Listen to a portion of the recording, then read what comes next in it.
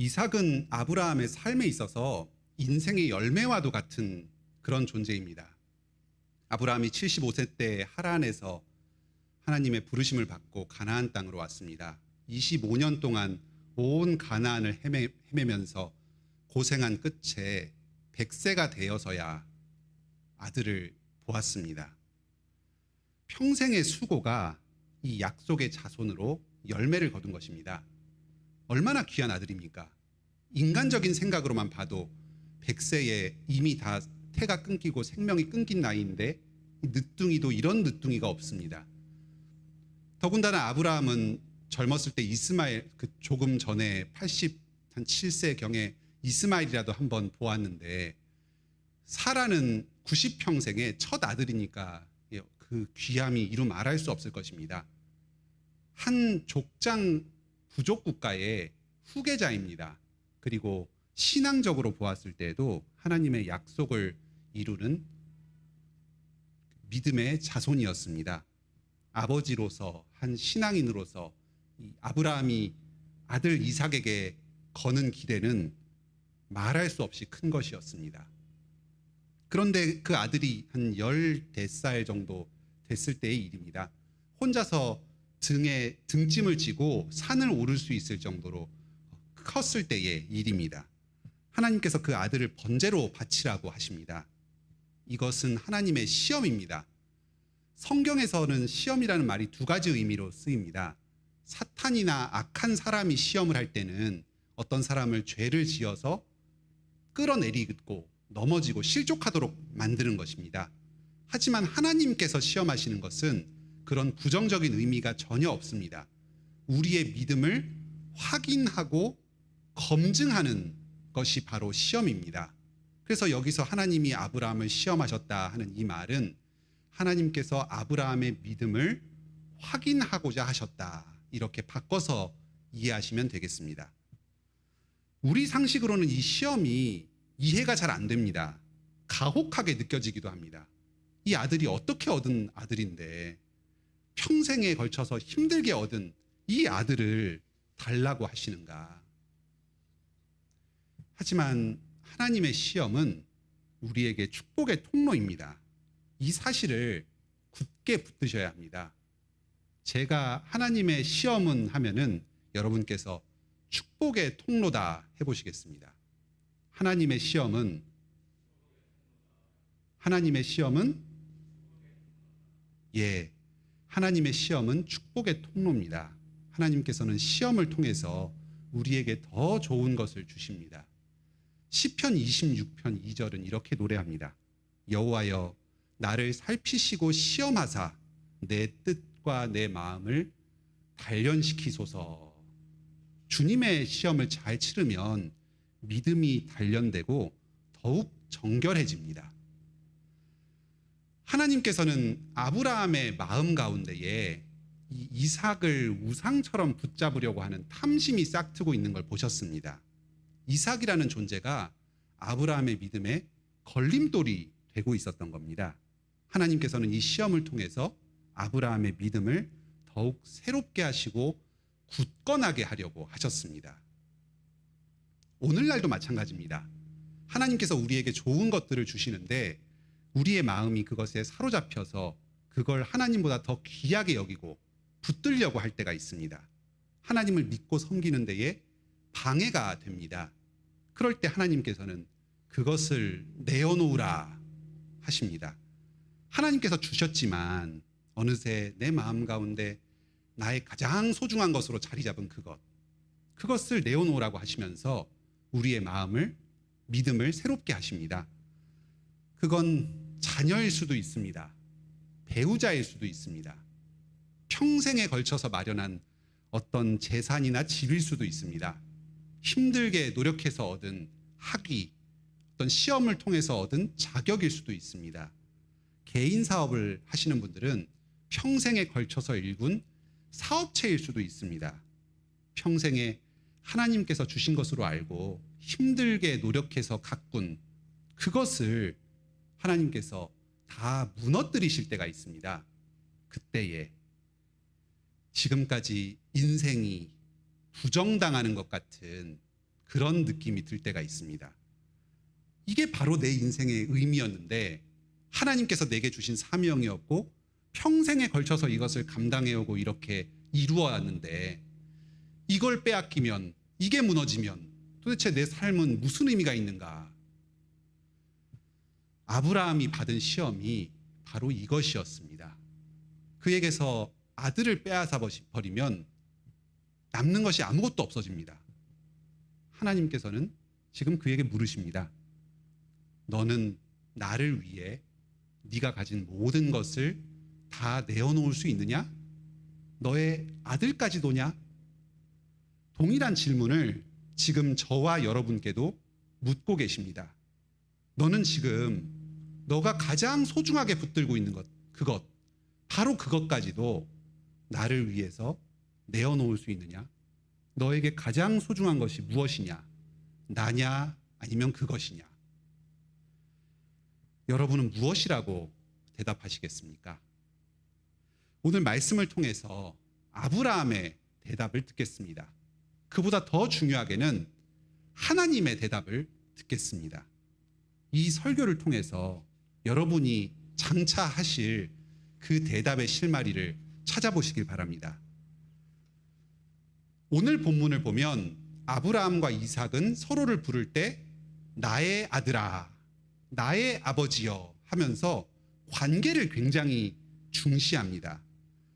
아브라함의 행동을 설명할 때도 그의 아들 이삭을 데려갔다, 그의 아들 이삭에게 나무를 지웠다 합니다. 평범한 부자 관계를 뛰어넘는 애틋한 관계가 두 사람 사이에 있었음을 보여줍니다. 하나님께서도 네 아들, 너의 사랑하는 독자 이삭을 번제로 드려라 이렇게 하십니다. 하나님께서는 아브라함에게 이삭을 번제로 바치는 것이 무슨 의미였는지를 잘 알고 계셨습니다.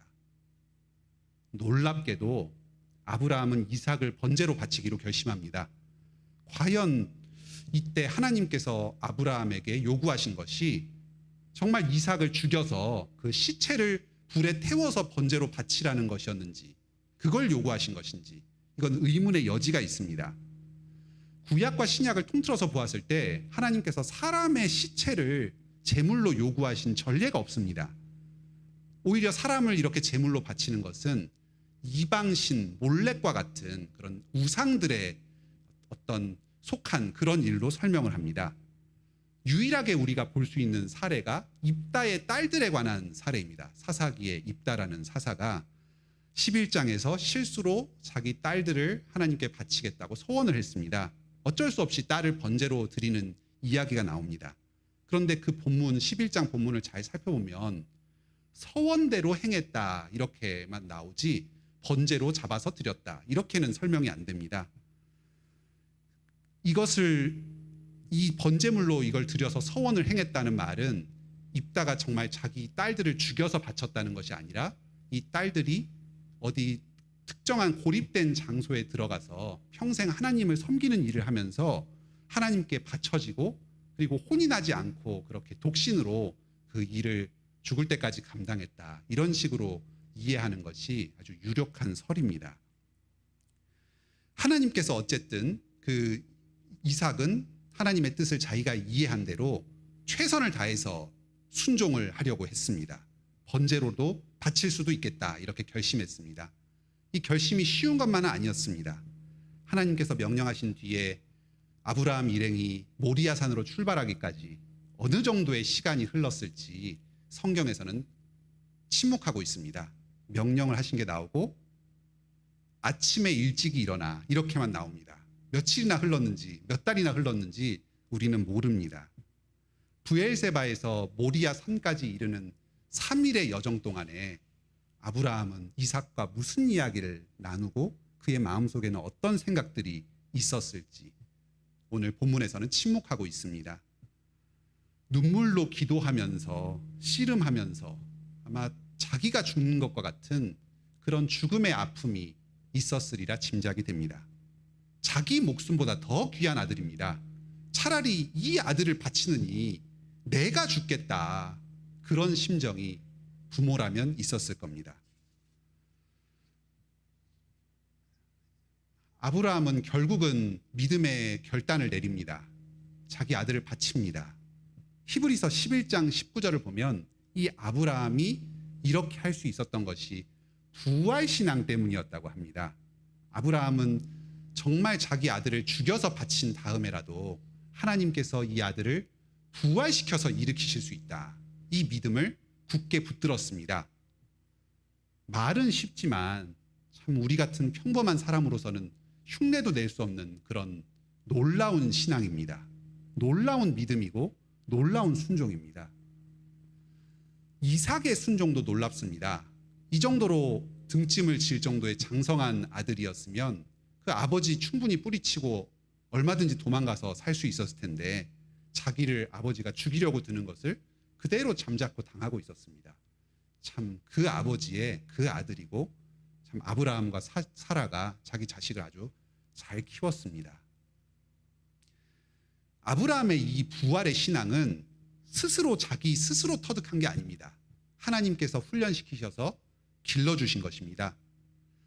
아브라함의 생활을 보면 맨 처음 하나님의 말씀을 따라서 가나안 땅으로 내려온 직후에 큰 가뭄이 들었습니다. 이때 그는 이 약속의 땅을 금방 포기해버리고 애굽으로 내려가서 가뭄을 피하고자 했습니다. 현실적인 어려움 앞에서 약속을 버리고 다른 데로 간 것입니다. 하지만 하나님께서 직접 역사하셔서 이 아브라함과 그 아내 사라를 이 바로 왕의 손에서 구해주셔서 다시 가나안으로 돌아오게 하셨습니다. 이후에 아브라함이 자기 조카 롯과 땅을 함께 공유하기가 힘들어서 서로 나뉠 때에 그때 롯은 더 부유한 땅을 찾아서 소돔과 고모라 지역으로 떠나갔지만 아브라함은 이 약속의 땅을 그대로 지키고 머물렀습니다. 여기서 아브라함의 믿음이 발전한 것을 봅니다. 처음 가나안 땅으로 왔을 때는 가뭄을 피해서 애굽으로 갔지만 지금은 이 사는 터전을 마련할 때 이 가나안 땅을 그대로 지키고 머물러 있는 것을 봅니다. 아브라함의 믿음이 이렇게 점점 자라고 있습니다. 한참이 지나도 아들을 못 낳으니까 어떻게 하면 이 후사를 좀 이어볼 수 있을까 싶어서 엘리에셀 종을 양자로 맞아들여서 대를 이으려고도 했고 또 이집트 여종 하갈을 맞아서 또 이스마엘을 낳아서 또 후사를 이어보려고도 했습니다. 사명을 이루어 나가려는 열심은 있었지만 하나님의 그 전능하신 그 생명을 믿지 못하고 인간적인 방법으로 양자를 드리기도 하고 또 첩을 얻어서 아들을 낳기도 하는 그런 현실적으로 이성적으로 문제를 풀어가려고 했습니다. 부활신앙의 면모는 이때까지는 드러나지 않았습니다. 하나님께서 그런 하나하나의 시도들을 좌절시키시면서 깨우치시면서 아브라함을 인도해 가셨습니다. 또 언약의 표로 할례도 주시고 새 이름도 주시면서 믿음을 계속 성장시켜 나가셨습니다. 아브라함이 당했던 이 마지막 시험은 20장에 오늘 본문 직전에 나옵니다. 엘리멜렉에게 사라를 빼앗길 뻔했습니다. 25년 전에 막 가나안 땅에 도착했을 때 애굽에서 당했던 것과 똑같은 일을 당했는데 거기에 대해서 똑같은 방식으로 그냥 자기 아내 사라를 내어줘 버립니다.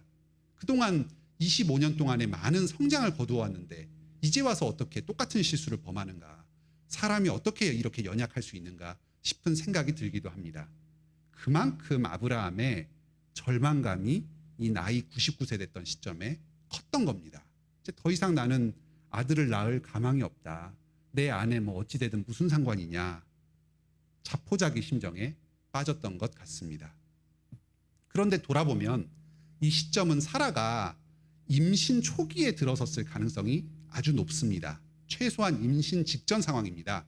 그런데 이때 아내를 엘리멜렉에게 뺏기면은 아비멜렉에게 뺏기면 나중에 사라가 아이를 낳더라도 이 후사가 누구의 자손인지가 상당히 불분명해지고 그래서 언약을 계승하는 데에 많은 어려움을 초래할 수도 있었던 그러한 상황이었습니다. 하나님께서 강권적으로 역사하셔서 아비멜렉에게 사라를 빼내오시고 다시금 구출하여 주십니다. 때로는 믿음에서 흔들리기도 하고 때로 실수도 하는 이 연약한 인물 한 사람을 평생에 인도하시면서 믿음을 성장시켜 오셨습니다. 그래서 노년에 이토록 위대한 부활 신앙의 고백, 자기 아들까지도 기꺼이 하나님께 바치는 이런 고백을 하도록 만드셨습니다.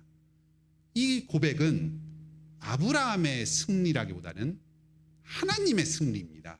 하나님께서 시험을 스스로 이기신 것입니다.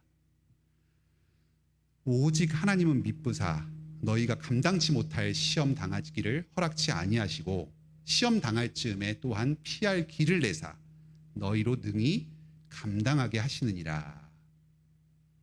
하나님께서 여러분에게 큰 시험을 주실 때에 이 사실, 이 말씀을 꼭 기억하시기 바랍니다. 고린도전서 10장 13절 말씀입니다. 하나님께서 지금까지 여러분의 믿음을 훈련시켜 오셨습니다. 결코 여러분에게 이기지 못할 시험 주지 않으십니다. 이 시험 벅차 보이고 부담스럽고 내 믿음으로 이걸 어떻게 응할 수 있겠느냐, 이길 수 있겠느냐, 그런 심정이 들 때에 하나님께서 이미 여러분을 믿음을 성장시키시고 훈련시켜 오셨다. 지금 이 시험 능히 감당할 만한 담력을 이미 길러주셨다 하는 걸 생각하시기 바랍니다. 그리고 지금도 성령님으로 여러분 믿음을 일으키고 계십니다. 내게 능력 주시는 자 안에서 내가 모든 것을 할 수 있느니라. 이 말씀 붙드시기 바랍니다. 나는 못합니다. 주님이 하십니다. 부활의 주, 승리의 주 의지하여서 시험을 꼭 이기시길 바랍니다. 하나님께서는 이렇게 아브라함에게 믿음을 일으키셔서 시험에서 승리하게 하십니다. 그리고 그 순종을 통해서 풍성한 복을 내려주십니다. 세 가지 복을 보겠습니다. 우리가 믿음의 시험에서 순종했을 때에, 승리했을 때 어떤 복을 받는가? 첫째, 아브라함의 믿음이 더욱 굳세졌습니다. 12절에 온전히 하나님만 경외하는 대로 나아가게 되었습니다. 자기 생각, 자기 욕심 다 버리고 오직 하나님만 경외하고 바라보며 살게 되었습니다. 둘째, 아브라함은 하나님을 더욱 잘 알게 되었습니다. 이 시험의 과정을 거치면서 하나님께서 자기의 성호, 거룩하신 이름을 한 가지 더 알려주십니다. 여호와 이레라. 하나님께서 우리를 늘 지켜보시고 우리의 필요를 늘 미리 파악하시고 미리 아시고 그것을 채우도록 준비하신다. 이런 이름입니다. 만일 아브라함이 여기서 순종하지 않았다면 하나님께서 여호와 이레시라는 사실은 알 수 없었을 겁니다. 우리는 순종을 통해서 하나님께서 우리에게 어떤 것을 요구하실 때 기꺼이 그것에 순종함으로써 하나님 사랑이 얼마나 큰지를 더욱더 알아가게 됩니다. 세 번째 복입니다. 하나님께서 요구하셨던 그 아들, 그 귀한 것, 내가 달라고 했던 그 귀한 것을 다시 돌려주시고 더 풍성한 것으로 채워주십니다. 오늘은 이 세 번째 복을 좀 더 강조해서 말씀드리고자 합니다. 내가 나의 귀한 것을 하나님께 맡겨드릴 때 하나님께서는 내가 그 소중히 여겼던 그것을 나보다 더 귀하게 여기시고 내가 할 수 있는 것보다 더 잘 돌보아 주십니다. 완전히 하나님께서 그것을 책임져 주십니다. 아브라함이 이삭에게 물려준 가장 큰 유산이 바로 이 하나님의 복이었습니다. 사실 이후에 이삭의 삶을 보면 요 10대 초반의 요 순종, 요 아버지와 하나님에 대한 요 순종, 자기의 목숨까지도 아까워하지 않았던 이 자기를 죽이라고 자기 내어드렸던 이 순종이 이 이삭의 삶에서 가장 빛나는 순간이 아니었나 싶을 정도로 이후의 삶을 보면 아주 보잘것이 없습니다. 에서를 편애해서 먹을 것으로 축복을 내리겠다 합니다. 자녀를 잘 다스리고 간수하지 못해서 집안이 콩가루 지경이 납니다. 서로 아들끼리 둘이서 서로 죽이겠다고 싸움이 나가지고 야곱을 멀리 하란 지방으로 이민을 보내야 했습니다. 그리고 자기가 그토록 애지중지 아끼던 에서는 결국 불신자와 결혼을 해가지고 그 자손이 언약에서 떠나게 되었습니다. 에돔 자손으로 이어지게 되었습니다. 결국은 이런 이삭의 삶을 계속해서 붙든 것은 이런 부족한 삶의 모습에도 불구하고 족장으로서 믿음의 대를 야곱에게 계속 이어줄 수 있었던 것은 하나님의 은혜였습니다. 이 이삭의 삶에서 좋은 것들 전부 하나님께서 주셨습니다.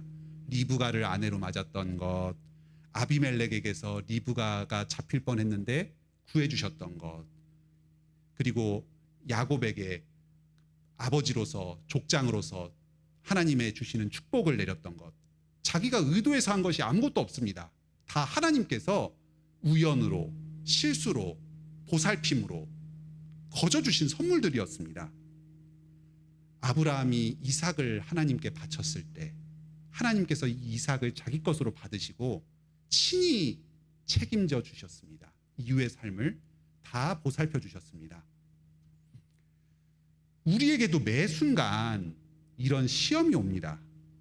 내 소중한 것, 내가 정말 귀하게 여기고 삶을 바쳐서 이루어 왔던 것, 이것을 내가 책임질 건가? 아니면 하나님께 맡겨드릴 건가? 우리는 하나님께 무엇을 맡기기 어려울 때가 있습니다.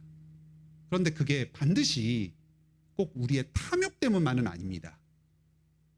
거기에 아주 강한 그 사랑과 그것에 대한 책임감, 이런 선한 동기가 거기에 작용하고 있습니다.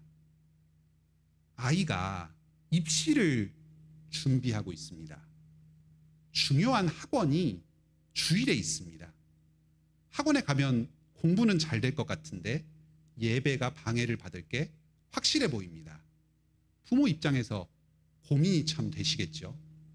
이럴 때 안식일을 기억하여 거룩히 지키라 하는 이 사계명 붙잡고 어떤 식으로든지 예배를 잘 드리면서 공부를 할 수 있는 다른 방법을 찾아보자고 권하는 게 부모가 할 일입니다. 근데 그랬다가 자녀 입시가 실패하면 어떡합니까? 자녀 인생이 어긋나 버리면 어떡할까요? 자녀가 나중에 자기한테 왜 그때 학원 안 보내줬냐고 원망하면은 어떡할까요? 바로 이때, 이런 걱정이 들 때에 하나님께서 내 자녀를 나보다 더 돌보시고 책임져 주신다는 믿음이, 그래서 말씀에 순종하는 그것이 바로 부활의 신앙입니다. 힘들게 얻은 직장이 있습니다. 근무 조건도 만족스럽고 수입도 좋습니다.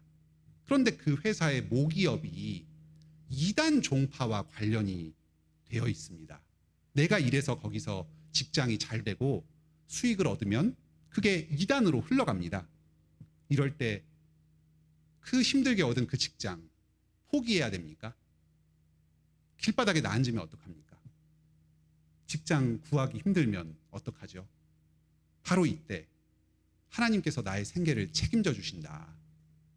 더 좋은 직장으로, 내가 지금 그 귀하게 여긴 그 직장 하나님께 드릴 때 그것보다 더 좋은 직장으로 나에게 보답해 주신다.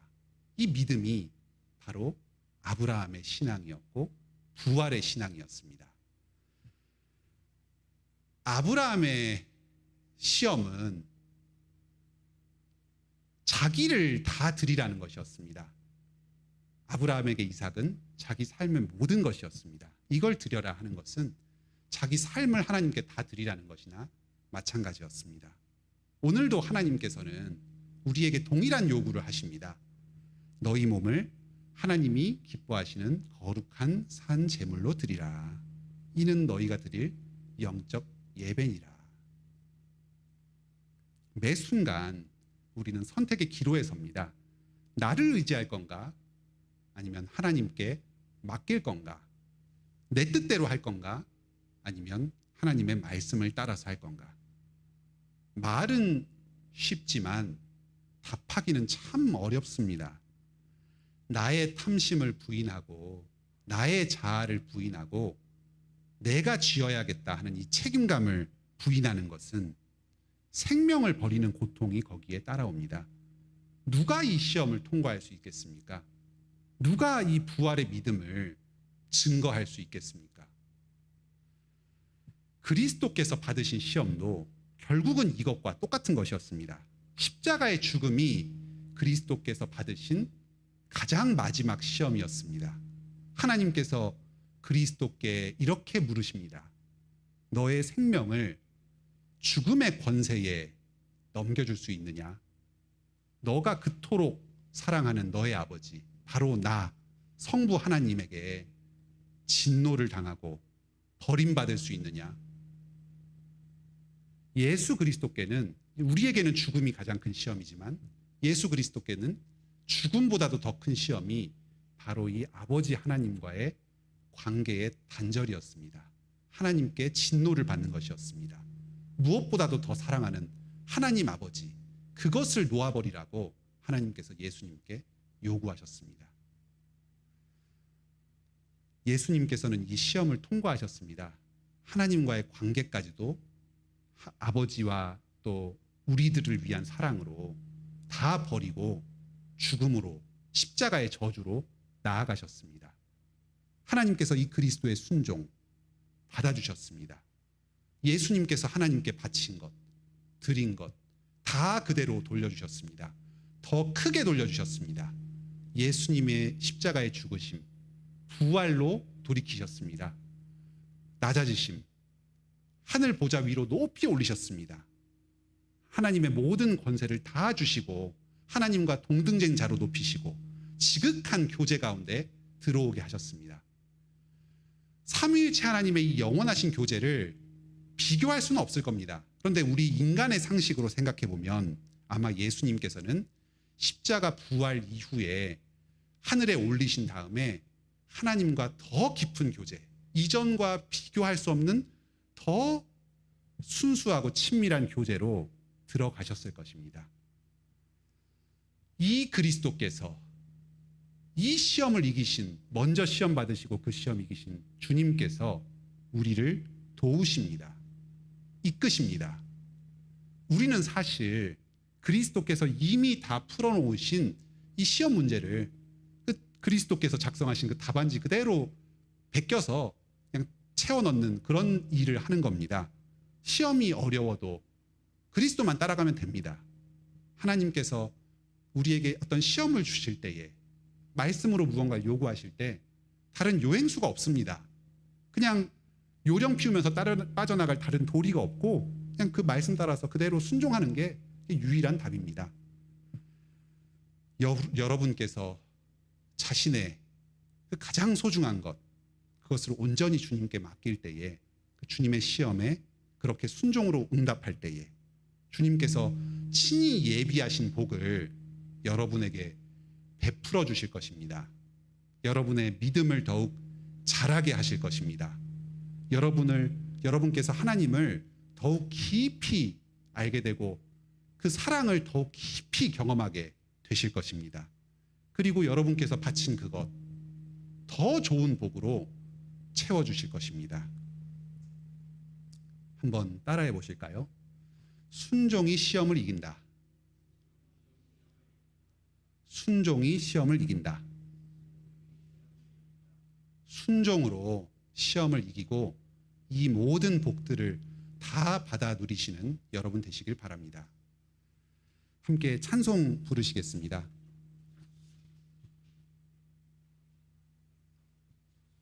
38장 예수 우리 왕이여입니다.